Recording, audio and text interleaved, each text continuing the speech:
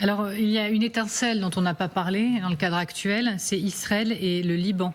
Dans quelle mesure cette situation est un casus belli pour l'Iran? Est-ce là l'étincelle qui peut relancer la guerre? Je m'explique.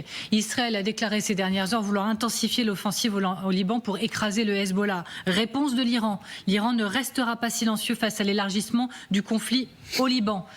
Elle est là, la potentielle étincelle, et là, cette menace, elle peut être prise au sérieux? Mais clairement, dans le message de Mojtaba Ramenei dont on a diffusé un extrait, pour qualifier Israël, il parle de tumeur cancéreuse. Donc vous voyez que la rhétorique de la République islamique à l'égard de l'État hébreu reste la même, avec les habituels slogans « mort aux États-Unis, mort à Israël ».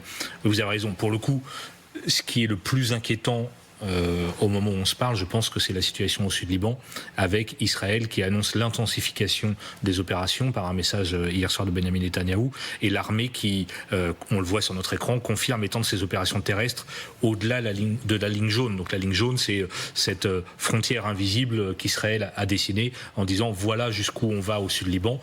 Ils vont aller au-delà de cette ligne et peut-être jusqu'au fleuve Litani qui fait la frontière entre le sud et le nord du pays.